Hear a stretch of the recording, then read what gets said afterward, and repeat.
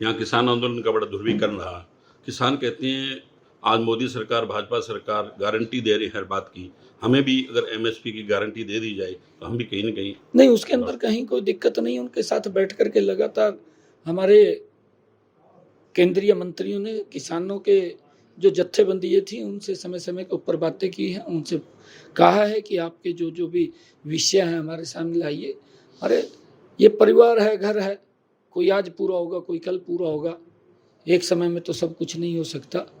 परंतु जितना काम नरेंद्र मोदी जी ने किया है, प्रधानमंत्री किसान सम्मान निधि दी, अगर देखें कि इन 9.5-10 वर्षों के अंदर 3.5 लाख करोड़ रुपया किसानों को प्रधानमंत्री किसान सम्मान निधि देने का काम नरेंद्र मोदी की सरकार ने किया है।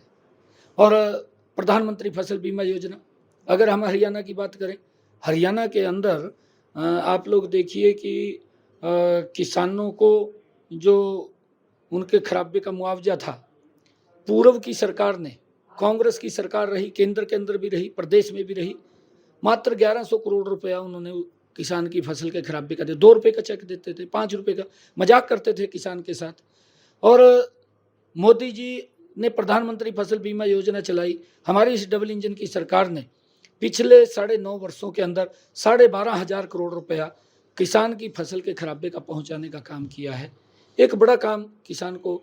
और हरियाणा के अंदर अगर हम देखें, किसान की 14 अन्य फसलें भी एमएसपी पर खरीदने का काम हमारी सरकार कर रही है। किसान को भावांतर भरपाई देने का काम भी हमारी सरकार कर रही है। किसान को जो इंस्ट्रूमेंट है, चाहे उसने ट्रैक्टर खरीदना है, उसने बेलर खरीदना है, रिपर खरीदना है, रूटावेटर खरीदना है, सब्सिडी दे करके उसके ऊपर भी सब्सिडी देने का काम हमारी सरकार कर रही है। चाहे किसान को सोलर पंप लगाए हैं 5 HP 10 HP के, उसके ऊपर भी सब्सिडी दे करके किसान को मजबूत किया है। चाहे प्रधानमंत्री कृषि सिंचाई योजना है, कृषि सिंचाई योजना के माध्यम से 2014 तक जितने क्षेत्रफल के ऊपर, जितने एकड़ के ऊपर किसान पैदावार करता था, उससे ज्यादा इन 2024 के अंदर किसान पैदावार कर रहे हैं, उसको भी एमएसपी पर खरीदने का काम कर रहे हैं। परंतु कांग्रेस की सरकारें पंजाब में भी रही, राजस्थान में भी रही, किसान की फसल को एमएसपी पर नहीं खरीदा। मैं तो किसान जत्थेबंदियों से कहना चाहूंगा कि ये आंदोलन ये कांग्रेस के नेताओं के खिलाफ बनता है, उनके खिलाफ करना चाहिए, क्योंकि उन्होंने कुछ किया नहीं। अगर कुछ किया होता तो बताएं। तो खाली ये बात बोलना कि ये तो अगर मोदी तीसरी बार आ जाएगा संविधान को खत्म कर देगा, अरे गुमराह कर रहे हैं। क्या राहुल गांधी बोलता है कि मैं एक झटके में गरीबी को समाप्त कर दूंगा? किस प्रकार की बातें कर रहा है, बचपनी बातें करता है। अरे तेरी दादी ने 1970 के दशक में कहा कि गरीबी हटाएंगे। मैं राहुल गांधी से पूछना चाहता हूं, क्या हटी गरीबी? तेरे पिताजी ने कहा कि मैं 1 रुपया भेजता हूं, नीचे 15 पैसे पहुंचते हैं। क्या उसका समाधान निकाला कोई? एक पता नहीं कौन सा इसके पास अलादीन का चिराग है कि रगड़ेगा और ये बोल देगा 1 घंटे में, एक झटके में गरीबी समाप्त कर देंगे। क्यों लोगों के अंदर बीच में झूठ बोल करके बरगलाने का काम कर रहे हैं? कांग्रेस के पास ना नीति है, ना कांग्रेस की नीयत है, ना कांग्रेस का नेतृत्व है।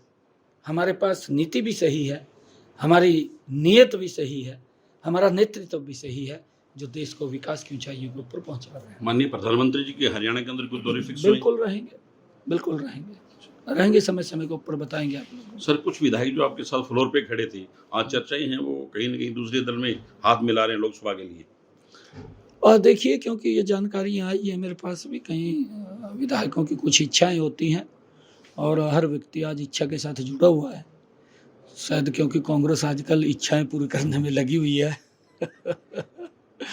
और लोग समझ रहे हैं, लोग सब जानते हैं कि किसकी इच्छा क्या है। क्योंकि कुछ लोगों को, जैसे कांग्रेस है, कांग्रेस को जनता की इच्छाओं से मतलब नहीं है, उनको तो अपनी इच्छाओं से मतलब है कि हमने अपनी इच्छाएं पूरी करनी है। कांग्रेस लगी हुई है तो उनकी इच्छाएं पूरी करने में और आगे तो जनता ने उनकी इच्छाएं पूरी कर